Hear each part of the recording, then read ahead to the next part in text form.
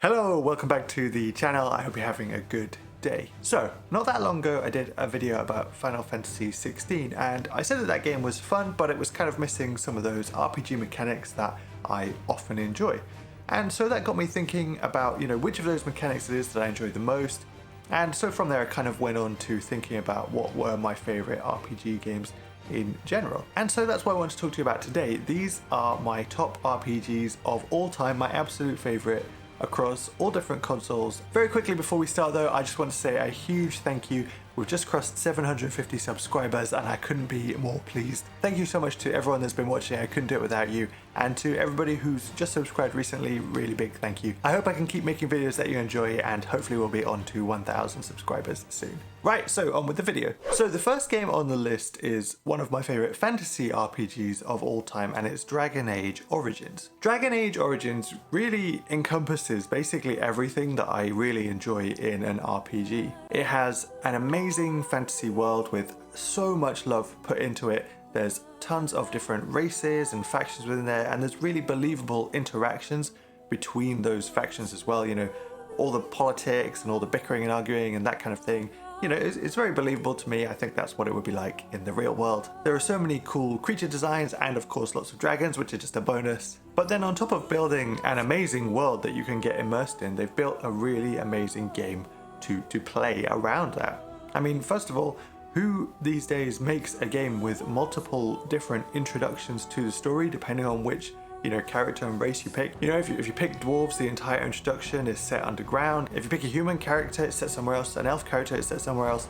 That kind of thing just doesn't happen anymore these days. And from memory, it's a good couple of hours that you spend doing these introductions, so it's not an insignificant portion of time that you could just miss entirely by picking a different race. And I think that speaks to the care that was put into the game, and when writing was a bit more of a focus in games, because it makes sense that these characters would start their adventure in different places, rather than no matter which character you pick, you start in the same place, which is kind of what happens nowadays. I mentioned choice of character that you start with, but that's not the only choice you can make. There's plenty of other ones throughout the game, and they do have an impact on the entire game. Lots of times you have to pick who to side with, who sort of survives, who lives, who dies, and that affects things later on in games.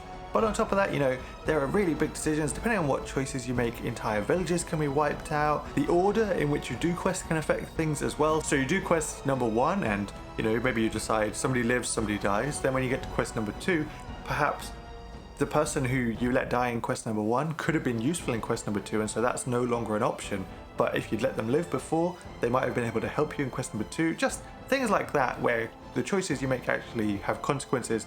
It doesn't happen so much these days. Dragon Age Origins was a really, really good example of it. And then of course the game had a great range of party members. They were very diverse, all sorts of different alignments, races, classes, character types, that kind of thing. And you could decide who you wanted to take with you, who you didn't want to take with you, and the choices that you make would affect your relationship with each of these characters. If you do something bad in front of a character who's sort of historically been very good, then maybe they don't like you as much, and vice versa. The game also had a very deep system for building your character, and this kind of extended to building your party as well. You could equip them with gear and different abilities and pick how you wanted them to fight, but for your own character as well, there were classes and subclasses, so within each class you had a few different other options, and those weren't necessarily all available to you either. So for example, the mage had this blood magic specialization, which was kind of outlawed in the world, but if you did certain things in certain quest lines or made certain choices, then you would find a way to be taught this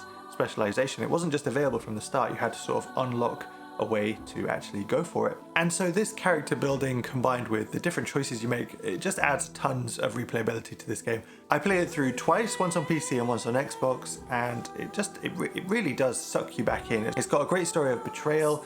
The character's really interesting. The story all the way through is really interesting. A really great world to interact with. I remember the first time I got it near to Christmas. I don't think it was the year it came out, I think it was the year after that.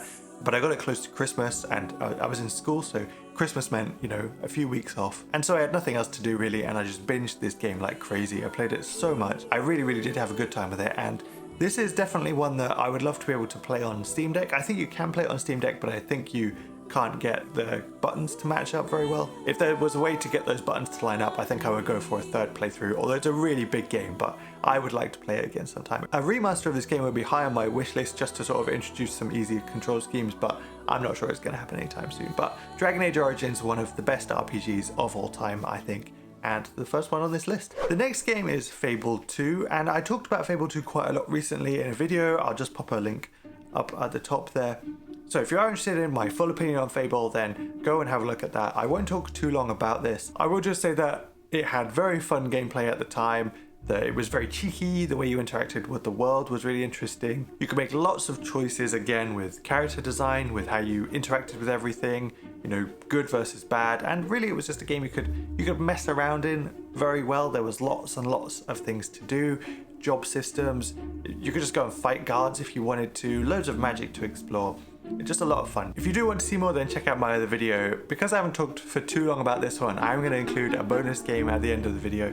I just couldn't really make the list without including Fable 2 because it is one of my favorites of all time. Next up is Mass Effect. This is the entire trilogy, games 1, 2, and 3. Now, I've talked a lot about choice so far, Dragon Age Origins, Fable 2, lots of choices to make there, but Mass Effect really is the pinnacle of choices that have long-lasting effects even beyond the game that you're actually playing at the time, because it goes on, and a choice you make in Mass Effect 1 can affect games 2 and 3. This trilogy really is the best sci-fi opera game ever made. I think there are constantly arguments about who's the best companion character because the character designs are absolutely incredible. There are so many good characters in Mass Effect. I really think that that's its strength, the character writing. Almost all the characters are believable, they have believable motivations, their reactions to things as well, and how they interact with your Commander Shepard. It's honestly some of the best character writing I think that I've seen in a game for a very long time. The gameplay is fun too. You've got a range of class choices, but you're always going to be doing that third person over the shoulder shooting style, which is fun. It works in a lot of games. But then on top of that, you have these biotic powers and engineering powers, and there's a bit of choice there with which one you want to go for, what weapons you might favor. Some really amazing locations as well that you just haven't really seen before or since. So the Citadel is a highlight to me. What an amazing location to go to. And really to me, Mass Effect 1 to 3, and then in particular Dragon Age 1, are peak BioWare, I think. They made some amazing RPGs around then, and I don't really think they've captured that magic again since then. I did quite enjoy the gameplay of Anthem, for example, but they didn't really build the game around that very well. You know, the loot mechanics and that kind of thing, it wasn't really there. Not a great story either. So I'm really hoping with the new Dragon Age and a new Mass Effect game that they're making, they're able to get back to that magic. And they do actually have some older RPGs that I'd like to get around to playing eventually, so things like Knights of the Old Republic. I would love to get into that too. The next one is The Witcher 3, and Mass Effect did have a good story, but like I said, I think its strength really was in the companions and how they were written, whereas The Witcher 3, I think its strength is in the story. It has an absolutely amazing story, one of the best ones in any game that I've ever played. Some of the side quests in this game are written so well that they on their own are better than the main storyline of a lot of other games. You know, just the side quests, and the side quests are long too, they can take multiple hours, and again, they are better than some of the main stories from other games. The world of The Witcher is pretty bleak, you know, things aren't going well for a lot of people, a lot of poor people don't get a lot to eat, lots of diseases, lots of monsters everywhere, some really interesting monster designs actually. And so basically it's not a great place to live in, but if you're in the right mood for it, you can totally get lost in the world of Witcher, visiting the cities, seeing what the characters are doing. It's a really great world to get immersed in. And of course it's been out for long enough now that 2 DLCs for it were released, and those DLCs are long enough and high quality enough that they're basically standalone games. They could be standalone games, and a lot of people really hail them as some of the best DLCs ever made for any game. It's sort of back when DLC wasn't just, you know, add a few maps or a few extra skins or, you know, a few extra quests. It's like basically a whole campaign's length on their own. Both of them, they're both supposed to be really good as well. I have played Hearts of Stone. I never got round to playing Blood and Wine. By that point, I'd kind of played Witcher for a very long time, all in one go, so I kind of took a break before I meant to go back to do Blood and Wine, and I never got around to it. I really would like to go back and play that, but what happens is I'll pick the Blood and Wine expansion only option, and then your character's like level 35 or something like that, your Geralt, and so I'm never really sure what to put my ability points into, and I end up just just struggling a lot in that first main fight in the village against all the bandits. So I would like to get back to it at some point, but it's a bit tricky to get back into now. So the last main game in this list is Skyrim, and I don't think it should be a surprise to anybody that Skyrim has made it into a list of RPGs. This is the pinnacle of do whatever you want, go wherever you want, do the story if you want, ignore the story if you want. In fact, I bought so many copies of Skyrim across loads of different systems, and it's been released so many times in different editions. I think I bought at least one of each one of them. I played so many hours of the game, but I don't actually think I ever fully completed the main story quest in that game.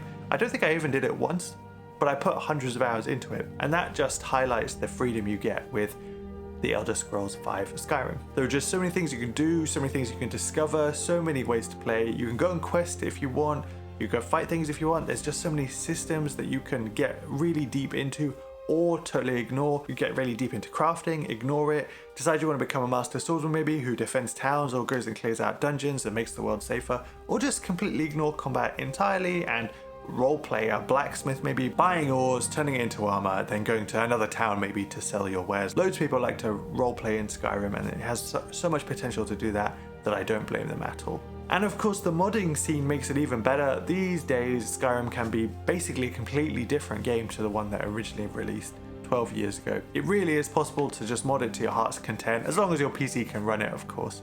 But Skyrim is definitely high up on this list as one of the best and one of my favorite RPGs of all time. Okay, so I promised a bonus game at the end, and here it is. I think it might be a bit of a surprise. It's Deus Ex Mankind Divided. Now, I didn't play any of the older Deus Ex games. Human Revolution was the first one that I got into, and those two more modern Deus Ex games, Human Revolution, Mankind Divided, I actually think of very fondly. I enjoyed both of those games a lot, but especially the second one I thought was a really good game. It had a lot of positives, but it did have one big negative, which was that it sort of felt like it was just cut off halfway through. It felt like the game was sort of cut in half and we just got the first half. A lot of interesting plot points didn't really get expanded on fully, and even the main story didn't really feel like it got wrapped up. The game felt like it was finished maybe too soon, pushed out before it was ready to be finished. And of course we've had no word of a new one. The developer's been bought now, so maybe we will get something eventually. But in terms of the positives, it had so many positives. So first of all, deciding how you would build your Adam Jensen was fascinating. There were so many different abilities, and each of these abilities gave you different ways to tackle the puzzle of the world. You know, that sandbox sim had so many different ways that you could go about playing it. You could sneak around if you wanted, you could hack into things, you could just go brute force if that's how you wanted to do it. Freedom like that always feels good, and in this case it was just so interesting to see the different ways you could do things, and it led to a lot of replayability. The story as well, and then the setting around the story were really fascinating to me. So the idea of, you know, people having these upgrades and how the non-upgraded people would react to that. There's sort of some stigma between them, a lot of mistrust and, you know, sort of suspicion between them. And I think that's what would happen in real life too, so I thought that was really interesting, a great way to explore this concept. And the game is set in the city of Prague, and I think that this game is a really good example of an RPG world built in a really interesting and good way. It's not open world by any means, it's quite a small area that you play in, but it's just so packed of things to do, interesting things to find. You know, basically every building had a way to get into it at some point, and either something really neat was in there that you could just go and have a look at, or at some point basically every building was used for some kind of quest, whether it was main story or side mission, and you didn't always have to wait for that mission in order to get into that building. You know, if you saw that you needed a certain level of hacking to get in there, then you could just focus all your points in hacking if you really wanted to and get into that building early to see what was going on. I really hope we can see another one of these games and that the developers are given enough time to make the full game that they want to, because yeah, I think that Mankind Divided did feel sort of like it was cut in half, so hopefully that won't happen going forward if we do see another game. Okay, so there we go. Those are my favorite RPGs of all time. What did you think? There are loads of RPGs out there, and bear in mind I haven't really played very many of the older RPGs, so some of the old Final Fantasies, Chrono Trigger, you know, Baldur's Gate 1 and 2 I never really got around to playing. There's loads still that could go onto this list, so what are your favorite RPGs? I'd love to know down in the comments. Thank you so much for watching, and I hope to see you in the next video.